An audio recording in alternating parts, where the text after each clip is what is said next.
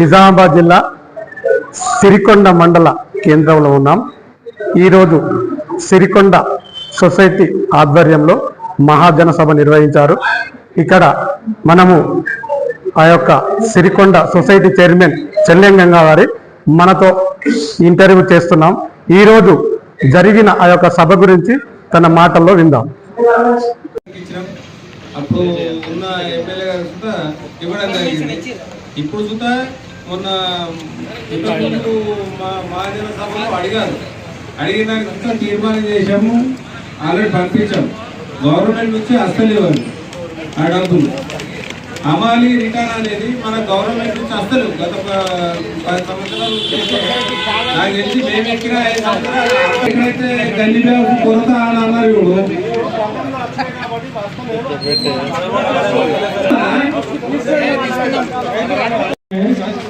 మనం గవర్నమెంట్ లో ఉన్నాం కాబట్టి మన సిరికొండ మండలంలో వడ్డు తొందరగా క్రాప్ పండికి వచ్చింది కాబట్టి ఈ పాలక వర్గంతో కూడా రిక్వెస్ట్ చేసి అతి త్వరలో అంటే ఈ వారం 10 రోజుల్లో సాల్వ్ చేసే విధంగా మీరందరూ చర్యలు తీసుకోవాలా.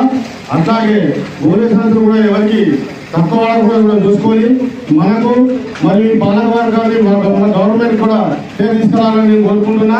ఒక సమస్య ఏంటంటే అమాలి విషయంలో మనకు బాగా సమస్యలు ఉన్నాయి. కాకపోతే మీరు అమాలి విషయంలో మాత్రం రైతులకు మేలు చేసే విధంగానే మీరు ఆలోచించాలని నా యొక్క మనవి. ఎందుకంటే నేను కూడా ప్రైవేట్గా చూడను కాబట్టి అమాలికి ఎంత ఇవ్వచ్చు అనేది నాకు అవగాహన ఉంది. మీరు కమిషన్లకు ఆశపడకుండా రైతులకు లాభపడే విధంగా ఆలోచించాలని నా యొక్క మనవి.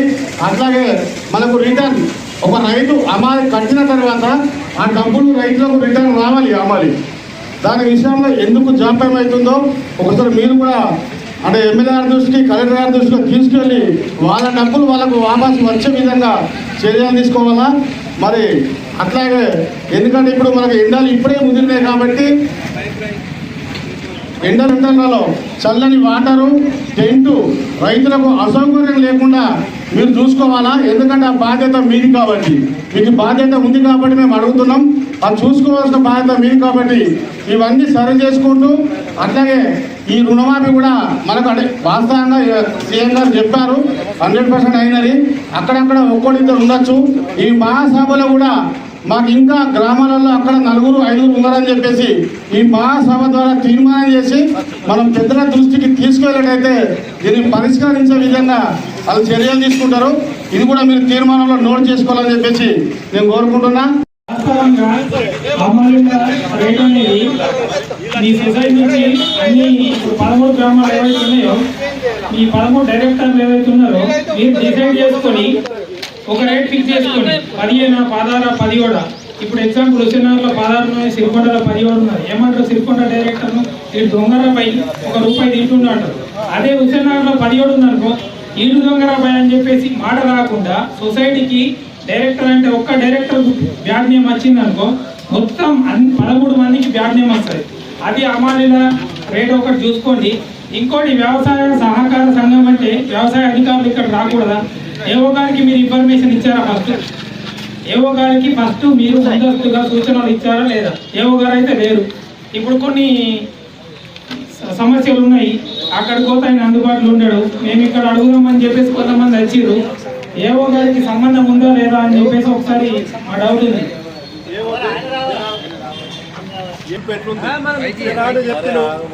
గుర్తులపేట ఉంది, ఇప్పుడు గుర్తులపేట ఉంది, 5,000 సంచి వెళ్తుంది. ఆడ అమ్మలోడు ఉంటాడు, ₹1 ఎక్కువ పెట్టే చేయాలా, ఊరి మీదకి రూపాయి ఇవ్వాలా. అప్పుడు డైరెక్టర్ ఇంతకెళ్ళి పెట్టిస్తాడా? ఇప్పుడు ఒక దగ్గర కొండలు ఉన్నది, లక్షల సంచులు వెళ్తాయి, అక్కడ తక్కువ ఇచ్చేస్తారు.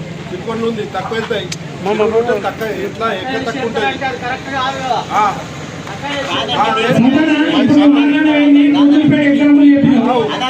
గుర్తులపేట గురించి రమేష్ అన్న మాట్లాడమని నేను చెప్తా. రమేష్ అన్న సమాధానం. ఇప్పుడు గుర్తులపేట సరే 5,000 సంచులు ఉన్నాయి. గుర్తులపేట 5,000 సంచులు ఉన్నప్పుడు నువ్వు నాకు సమాధానం చెప్పు. గుర్తులపేటలో 5,000 సంచులు ఉన్నాయి. గుర్తులపేట 5,000 ఒక్కడి సమాధానం నేను చెప్పింది నేను చెప్పింది ఫస్ట్ నేను ఒక సంచి గుర్తులపేట అన్నారు. ఓకే, కొండూరులో 1,00,000 సంచి అవుతుంది. హుసేనగర్లో 60,000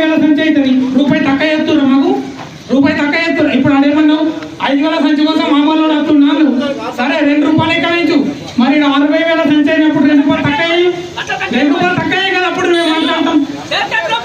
అప్పుడు చైర్మన్ గారు మాట్లాడమను. కుర్దులపేట గురించి నీకు అనవసరం, కుర్దులపేట గురించి నీకు అనవసరం.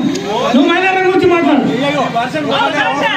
మైలారం రైతులు మాట్లాడతారు, హుసేనగర్ గురించి హుసేనగర్ రైతులు మాట్లాడతారు, రామన్ గురించి రామన్ రైతులు మాట్లాడతారు. ఇప్పుడు నువ్వు కుర్దులపేట మాట్లాడినావు, రమేష్ అని ఉన్నాడు 5,000 సంచులు అయినాయి అన్నాడు.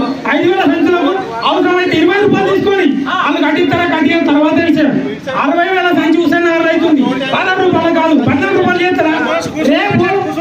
రేపు 12 రూపాయలకు తీసుకొస్తా హుసేనగర్ అమ్మాలి, మీరు చేస్తారా? నేను తీసుకొస్తా 12 రూపాయలు, 12 రూపాయలకు నేను తీసుకొస్తా, మీరు చేస్తారా? రేపు తీసుకొస్తా, మీరు చేస్తారా?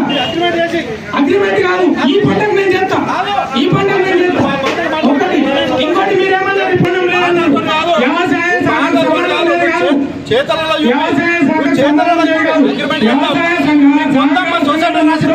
ప్రతి ఒక్క వ్యవసాయ అధికారి రావాల్సిందే.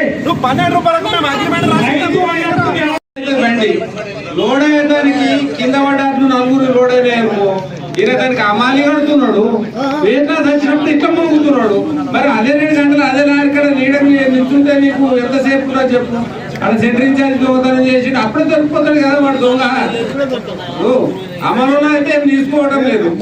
మరి దొంగ దొరికేదేవాడు అక్కడ సెంటర్ ఇన్ఛార్జ్ అన్ని దొంగ దొరుకుతాడు కదా. నీకు ఒప్పుకోలేనప్పుడు పత్తి రైతు నేను చూడలే కదా. మనం పంట పండించిన వాళ్ళం, మనం లారీ ఎక్కేదాకా నా ఎన్ని సంవత్సరాలు అయినా ఇంకో లారీ చూస్తే ఏమైనా మీరు చూడాలా. రైతులు మీ విలేజ్ వాళ్ళు చూస్తే తెలంగాణ చెప్పుకోవాలి అట్లా. అది ఇప్పుడు ఏదో సెంటర్ ఇన్ఛార్జ్ మిగిలిన సంవత్సరాలు ఇంకోటి పేరు మీద రాసుకుంటే మేము వచ్చి చూడలేము కదా. అది జరుగుతుంది మీరు అన్నట్టు, కానీ మీరు జాగ్రత్త పడాలి. అది మీకు గవర్నమెంట్ నుంచి డిఏపి వస్తుంది. డిఏపి చేస్తారా తేరా?